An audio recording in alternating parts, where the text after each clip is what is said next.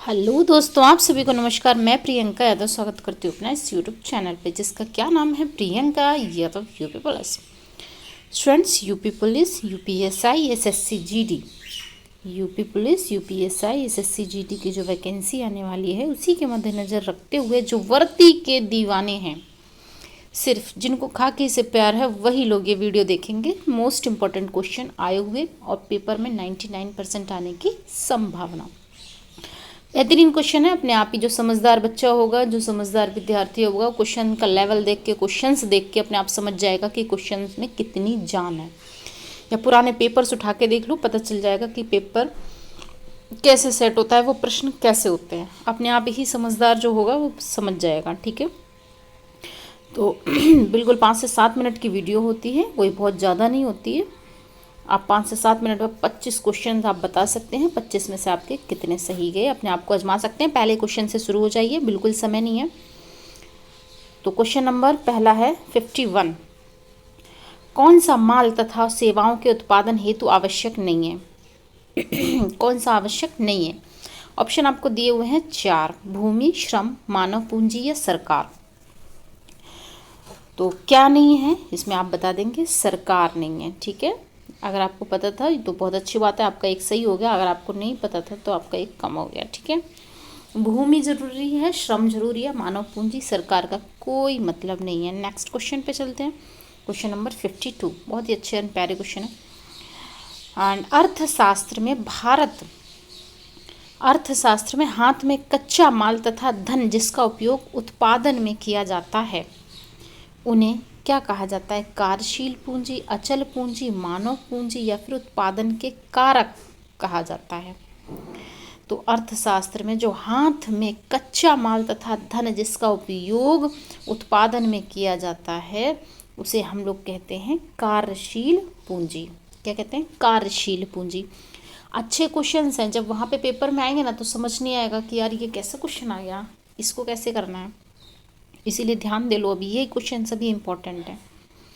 Next question पे चल रहे हैं हम लोग। ये मेरा यूट्यूब चैनल यही है, प्रियंका यादव यूपी पुलिस। और आप आज ही, अगर आप आज वीडियो देख रहे हैं तो आज ही इसे सब्सक्राइब कर लीजिए, क्योंकि अच्छे लोगों की संगति में अच्छे क्वेश्चंस, अच्छा मोटिवेशन मिलेगा तो आप कुछ अच्छा ही करके दिखाओगे। ठीक है, नेक्स्ट क्वेश्चन पे बढ़ रहे हैं। Question number 53। निम्नलिखित में से कौन से दोनों सदनों में स्थगित करता है? कौन दोनों सदनों में स्थगित करता है? राष्ट्रपति, प्रधानमंत्री, भारत के मुख्य न्यायाधीश या सुप्रीम कोर्ट के न्यायाधीश। क्वेश्चन एक बार फिर से पढ़ लो। कौन दोनों सदनों को स्थगित करता है? तो कौन दोनों सदनों को स्थगित करता है? राष्ट्रपति। और तो किसी के पास ये पावर नहीं होती है। ठीक है, नेक्स्ट क्वेश्चन पे चल रहे हैं। Question number 54। अच्छा, मैं आपको जो 3 सेकंड का समय देती हूँ वो आपको अपने आप करने के लिए देती हूँ, जो 3 सेकंड में सोच लो आप। जीवन का संरक्षण एवं व्यक्तिगत स्वतंत्रता भारतीय संविधान के किस अनुच्छेद में दिया गया है? क्या बोला उसने? ध्यान दो, क्या बोला? व्यक्तिगत स्वतंत्रता, जीवन का संरक्षण, जीवन का संरक्षण और व्यक्तिगत स्वतंत्रता आपके किस में दिया हुआ है? अनुच्छेद 21 में दिया हुआ है। राइट टू लाइफ किस में दिया हुआ है? 21 में। अनुच्छेद 21 बहुत ही अच्छा एंड इम्पॉर्टेंट है, आप इसे पढ़ के रखेंगे। ठीक है, बढ़ते हैं नेक्स्ट क्वेश्चन पे। Question number 55। विश्व के इतिहास में एकमात्र राजा कौन था? विश्व के इतिहास में एकमात्र राजा कौन था जिसने कलिंग युद्ध जीतने के बाद विजय क्षेत्र त्याग दिया? तो विजय क्षेत्र किसने त्याग दिया? अकबर ने, अशोक ने, चंद्रगुप्त ने या फिर हर्षवर्धन ने? अच्छा, एक बात बताओ, त्यागने और वो उसकी तो कोई बात ही नहीं है। सबसे पहले तो आपको ये पता होना चाहिए कि कलिंग युद्ध में कौन से राजा का जिक्र है। कलिंग मतलब उड़ीसा युद्ध जो हुआ था किसके जिक्र है? जाहिर सी बात है किसका है? अशोक की बात कर रहे हैं, तो उन्हीं ने ऐसा किया था। ठीक है, अशोक की बात कर रहे हैं, सम्राट अशोक, कि इन्होंने जीतने के बाद युद्ध स्थल जो था वो त्याग दिया था, युद्ध क्षेत्र। नेक्स्ट क्वेश्चन पे चल रहे हैं। मुगल बादशाहों में आखिरी शक्तिशाली बादशाह कौन था? मुगल बादशाहों में आखिरी कौन था? अकबर, जहांगीर, शाहजहां या फिर औरंगजेब? को कौन था शक्तिशाली बताओ? औरंगजेब, है ना। औरंगजेब बहुत शक्तिशाली बादशाह हुआ। नेक्स्ट क्वेश्चन पे चल रहे हैं हम लोग। एक जल संधि क्या होती है? आपने सुना होगा पाक जल संधि, ये जल संधि, वो जल संधि। क्या होती है जल संधि? जल संधि क्या है? स्थल का एक सकरा भाग जो दूसरे बड़े स्थलीय भागों को एक दूसरे से जोड़ता है, या फिर स्थल का एक सकरा भाग जो दो अजल राशि को एक दूसरे से जोड़ता है, या पानी का एक सकरा भाग जो दो बड़ी जल राशि को एक दूसरे से जोड़ता है। तुमने क्वेश्चन अगर ध्यान से सुना होगा तो क्वेश्चन क्या था? जल संधि। तो बस हमें तो आंसर मिल गया। पानी का एक सकरा भाग जो दो बड़ी जल राशि को एक में जोड़ता है ना, ये क्या हो गया? जल संधि हो गया। ठीक है, दो स्थलीय भागों को, स्थलीय भागों का तो कोई मतलब ही नहीं है ना, इसका क्या मतलब है? इसका तो कोई मतलब नहीं है। ठीक है, चलो नेक्स्ट क्वेश्चन पर। विश्व का सबसे बड़ा महासागर कौन सा है? विश्व का सबसे बड़ा महासागर है आपका कौन सा? हिंद महासागर, अटलांटिक महासागर, प्रशांत महासागर, या दक्षिणी महासागर? वैसे तो ये छोटे बच्चों को भी याद होता है जब तुम्हारे पेपर में आके खड़ा हो जाता है तुम, क्योंकि तुम ऐसे प्रश्न कभी कभी छोड़ देते हो, सोचते हो रहे ये कहाँ आ रहा है, और कभी कभी वही आ जाता है और ये पेपर में आया हुआ क्वेश्चन है। अब बताओ, प्रशांत महासागर सबसे बड़ा महासागर है। ठीक है, नेक्स्ट क्वेश्चन पे बढ़ते हैं। प्रशांत महासागर जी, पैसिफिक ओशियन, क्या बोलते हैं? Pacific ocean. नेक्स्ट क्वेश्चन पे चलते हैं। Question number 59। किसी सजीव के रहने वाले परिवेश को क्या कहते हैं? किसी सजीव के रहने वाले परिवेश को कहते हैं अनुकूलन, आवास, अजैव घटक या जैव घटक? क्या कहते हैं बताओ? तो आवास होता है भाई, सजीव हो कुछ भी हो चाहे पुलिस का ही क्यों ना हो, आवास तो आवास है। चलिए, बहुत अच्छा क्वेश्चन था। आवास से याद आया, जब आप यूपी पुलिस में जब लग जाएंगे, यूपीएसआई में लग जाएंगे। अच्छा, यूपीपी मतलब सिर्फ यूपी पुलिस नहीं होता है, यूपी पुलिस कांस्टेबल, यूपीएसआई, मतलब जो भी होता है इसमें, समझ गए? उन सबको कहेंगे तो उत्तर प्रदेश पुलिस ही ना, तो तब आपको मिलेगा एक सरकारी आवास रहने के लिए। ठीक है, नेक्स्ट क्वेश्चन पे आप पढ़ रहे हैं। प्रकाश की कौन सी तरंग दैर्घ्य प्रकाश संश्लेषण के लिए सबसे अधिक अवशोषित की जाती है? तो कौन सी सबसे ज़्यादा अवशोषित की जाती है? श्वेत प्रकाश, नीला प्रकाश, हरा प्रकाश, या फिर नारंगी प्रकाश? इसका आंसर आपका हो जाएगा नीला प्रकाश। ठीक है, क्लियर। नेक्स्ट क्वेश्चन पे चल रहे हैं। Question number 61। आपने काउंट करते रहना, फिर मत बोलना कि हाँ भाई छूट गया मेरा। तो ये हमारा यूट्यूब चैनल है प्रियंका यादव यूपी पुलिस। आप मुझे इंस्टाग्राम पे भी फॉलो कर सकते हैं। इंस्टाग्राम मेरी आईडी है प्रियंका PRIYANKAUPPOLICE,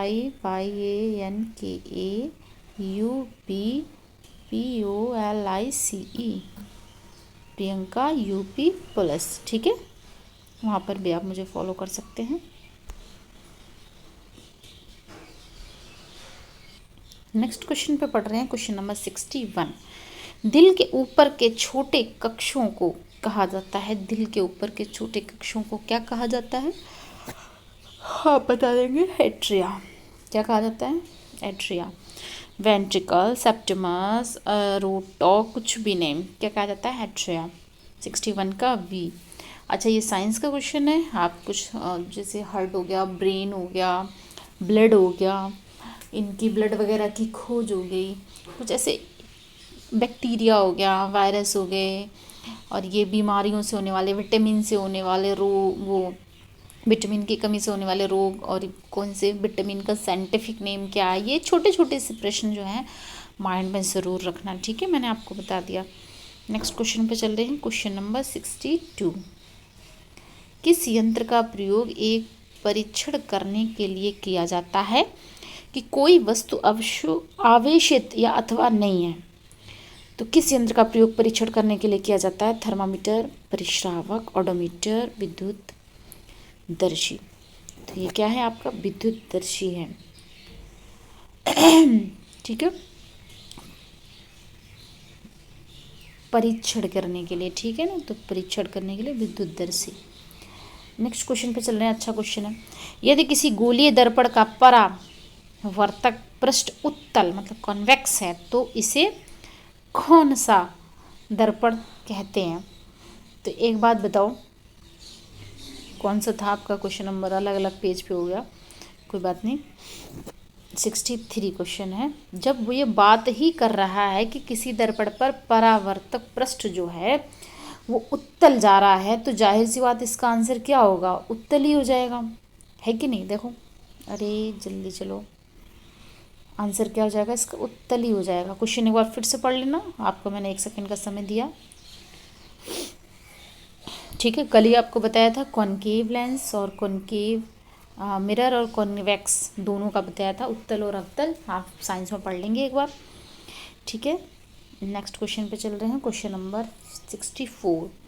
कौन सा युग्म गलत है? 1 KB में 8196 बिट्स होते हैं, 1 KB में 8000 बिट्स होते हैं, 1 MB में 1024 KB होता है, 1 GB में 1024 MB होता है। तो क्या होता है आपका? 1 GB में 1024 MB मिलती है, ये हमारे मोबाइल का डेटा होता है तो हमें पता है, ठीक है। 1 MB में 1024 KB होती है, भाई ये भी हमें पता है। 1 KB में 8000 बिट्स होते हैं, ये भी हमें पता है। लेकिन 1 KB में 8196 बिट्स, ये तो थोड़ा सोना सोना सा नहीं लग रहा है, तो यही इसका आंसर हो गया, ठीक है। चलिए नेक्स्ट क्वेश्चन पे चल रहे हैं।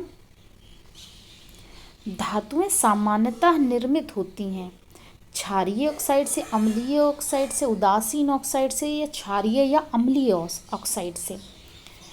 तो आप बताएंगे। जो भी धातुएं निर्मित होती हैं, जो मेटल्स निर्मित होते हैं, वो हमेशा बेसिक ऑक्साइड से होते हैं, क्षारीय ऑक्साइड होते हैं, वो सभी बेसिक होते हैं। अम्लीय नहीं हो सकते ना, एसिडिक होंगे तो फिर वो गलने ही ना लग रहेगा, समझ रहे ना? तो इसलिए क्या होते हैं? बेसिक होते हैं, बेसिक। आपने चैप्टर पढ़ा होगा 10th क्लास में, चौथा तीसरा चैप्टर नहीं, वो तो कार्बन था, चौथा चैप्टर शायद, वो कौन सा था? NCERT में जो चैप्टर था एसिड और बेस, तीसरा है, कौन सा है? तभी आपने ये सब पढ़ लिया होगा। एसिड बेस चैप्टर पढ़ा है, acid base and salt. Question number 66। Electron का पूर्ण प्रभार होता है, इलेक्ट्रॉन का पूर्ण प्रभार होता है 61। तो एक इलेक्ट्रॉन का होता है 1.6 × 10⁻⁻19, ठीक है। तो ये ढूंढ लो कहाँ पर है, ये सब तो रटे पड़े हैं ना, सबको रटे पड़े हैं भाई। इलेक्ट्रॉन का कितना? 1.6 × 10⁻19। इलेक्ट्रॉन, प्रोटॉन, न्यूट्रॉन, कुछ चीज़ें पता होनी चाहिए, ठीक है। नेक्स्ट क्वेश्चन पे चल रहे हैं। कौन सा पर्यावरण के बचाव के लिए 3 R में से एक नहीं है? हाँ, ये तो बहुत अच्छा क्वेश्चन आया पर्यावरण से। ये 3R, जो 3R थे ना, ये आपको कहा जाता है, न्यूज़पेपर में भी आपको देखने को मिलता होगा। जब ज़्यादा पॉल्यूशन हो जाता है या ज़्यादा, जब ही न्यूज़पेपर वालों को भी ये 3R का समझ आता है। तो इसमें से 3R कौन सा नहीं है? देखो, रिड्यूस, रिसाइकल, रीयूज, ठीक है। क्या करना है आपको? रिड्यूस करना है, रिसाइकल करना है, रीयूज दोबारा यूज़ करना है। रिकवर नहीं होता। रिकवर क्या होता है? रिकवर तो डाटा होता है। यहाँ कोई ऑनलाइन बात थोड़ी ना हो रही है, यहाँ बात हो रही है पर्यावरण की। आप इसको दोबारा, इसको रिसाइकल करके दोबारा यूज़ कर लो, कोई चीज़ें दोबारा रीयूज़ कर लो, रिड्यूस कर लो, है ना। तो ये 3 R हो गए, रिड्यूस, रिसाइकल, रीयूज, रिकवर, कोई ऐसा वर्ड नहीं है। नेक्स्ट क्वेश्चन पे चल रहे हैं। लाल गरम कोक पर भाप को छोड़ने पर किस गैस का उत्पादन होता है? तो किस गैस का उत्पादन होता है? देखो, कार्बन डाइऑक्साइड तो कोक में होता ही है, नाइट्रोजन ना, सल्फर ना, carbon monoxide, CO, carbon monoxide इसका आंसर हो जाएगा। लाल गरम कोक पर भाप को छोड़ने पर कार्बन मोनोऑक्साइड, CO ही ठीक है इसका आंसर। नेक्स्ट क्वेश्चन पे चल रहे हैं। DNA का दोहरी पेंचदार संरचना की खोज किसने की थी? DNA की दोहरी पेंचदार संरचना की खोज किसने की थी? दोहरी पेंचदार संरचना समझ में आ रही है? डबल हेलिकल मॉडल की बात कर रहा है वो, समझ में आ रहा है? आपने पढ़ा होगा। अब याद आया कोई? ये डायग्राम याद आया? बिल्कुल आया होगा, क्यों नहीं आया होगा? आपको पक्का याद आया होगा। तो अगर आपने सही से पढ़ाई की है तो आपको याद आएगा James Watson and Francis Crick ने की थी। 69 का 3 ये हेलिकल मॉडल था। चलो नेक्स्ट क्वेश्चन पे चढ़ते हैं। क्वेश्चन नंबर 70, भारत का कौन सा पड़ोसी देश वर्मा के नाम से भी जाना जाता है? बहुत अच्छे, पुराना नाम याद दिला दिया। म्यांमार को ही वर्मा कहा जाता था। ठीक है, वर्मा जो था म्यांमार का ही नाम था। क्वेश्चन मैंने कुछ गलत तो नहीं बोल दिया ना? म्यांमार ठीक तो बोला, म्यांमार। नेक्स्ट क्वेश्चन पे चल रहे हैं। बिहार की मधुबनी चित्रकारी, एक बिहार से ट्रेन आती है, जैसे मैं तो गाजियाबाद की हूँ, तो दिल्ली तो मेरी पढ़ाई हुई है। बिहार से ट्रेन मैंने देखा, क्या खूबसूरत ट्रेन में पेंटिंग बनी हुई है उस मधुबनी चित्रकारी की। कुछ क्वेश्चंस तो यकीन नहीं करोगे कि मतलब आसपास देखने से चीज़ें याद हो जाती हैं। अपनी आंखें खुली तो रखो। मतलब कहाँ हम स्कूल में पढ़ने जाते हैं, दिल्ली पढ़े जाते थे, ठीक है, वहाँ से जो ट्रेन गुजरती थी उस पर ट्रेन पे जो चित्रकारी बनी होती है, जैसे आजकल ये देख रहे हैं हमारे रोडों पर चित्रकारी बन रही है। और मेरे तो पूरे गाज़ियाबाद में उधर पूरा मेट्रो पिलर्स हो गए, ये सब बहुत सुंदर सुंदर। ये है कि जो गाज़ियाबाद वाला रूट है उस पर तुम मेट्रो पे देखोगे, आई थिंक पूरे यूपी में जो जो फेमस हैं, वन डिस्ट्रिक्ट वन प्रोडक्ट वाले, कहाँ कालीन बन रही है, कहाँ मिट्टी के घड़े बन रहे हैं, कहाँ पीतल की कारीगरी हो रही है ना, कहाँ खिलौने बन रहे हैं, सब एक एक पिलर पर इतना सुंदर है। कभी मौका मिले तो जाके घूम के आना। तो ये तो मुझे क्वेश्चन ट्रेन से याद हो गया था कि ट्रेन में मैंने बहुत ही सुंदर कारीगरी देखी और मेरा मन भी देखा कि अरे यार ये क्या है, कितनी सुंदर कारीगरी है। उसको मैंने फिर गूगल पे सर्च किया, उसके बारे में पढ़ा। तो मधुबनी चित्रकारी को मिथिला चित्रकारी भी कहते हैं। तो ये जब से मुझे याद है। अब सोचो कहाँ कहाँ से चीज़ें याद होती हैं, अपने माइंड को ओपन रखो। ठीक है, मिथिला चित्रकारी कहते हैं, बहुत सुंदर है। आपको अभी आज थोड़ा सा टाइम मिले तो मधुबनी चित्रकारी की फ़ोटोज़ देखना, अगर आपको पसंद है ये सब। ठीक है, नेक्स्ट क्वेश्चन नंबर 72, बगीचे का उदाहरण है। 72 बगीचे का उदाहरण है प्राकृतिक पारिस्थितिक तंत्र, कृत्रिम पारिस्थितिक तंत्र, पारिस्थितिकी या वातावरण। एक बात बताओ, बगीचा तो हम खुद लगाते हैं ना? बगीचा तो हम खुद लगाते हैं ना, जंगल हम नहीं लगाते हैं। तो बगीचा जो हम अपने आप लगा रहे हैं उसको हमने क्या किया है, हमने अपने आप ही सेटअप किया है, समझ रहे हो? हमने अपने आप सेटअप किया है, पेड़ लगा के हमारा बगीचा ऐसा होना चाहिए। यहाँ हम फूल लगा देते हैं, अच्छा यहाँ फूल हो गए, यहाँ पे एक काम करो, ये लगा दो, थोड़े से स्पेस में यहाँ गमले रख दो। तो ये क्या है? कृत्रिम पारिस्थितिक तंत्र है बगीचा लगाना, है ना? ठीक है, मैन ईस्टर्स ऑफ कुमान नामक पुस्तक का लेखक कौन है? मैं अपनी पूरी वर्दी के दीवाने सीरीज़ में एक क्वेश्चन डालती हूँ बुक का। अब जितनी भी मैं सीरीज़ कराऊंगी एक एक क्वेश्चन आपको मिल जाएगा इसका। अब ये सोच लो कितना अच्छा क्वेश्चन है। मैन ईस्टर्स ऑफ कुमान नामक पुस्तक के लेखक जो आपके हैं वो कौन है? Thomas Mann, Romain Rolland, Jim Corbett and Philip Roth. बहुत ही प्यारा सा क्वेश्चन है, इसका आंसर आपको पता है, जिम कॉर्बेट। अब जिम कॉर्बेट क्या है मुझे कमेंट बॉक्स में बताओगे आप। ठीक है, नेक्स्ट क्वेश्चन पे चल रहे हैं। एकल तार टेलीग्राफ का आविष्कार किसने किया? एकल तार टेलीग्राफ का आविष्कार किसने किया? Robert W Wilson, George Eastman, Samuel F Morse, James Watson. इसका आंसर आपका क्या हो जाएगा?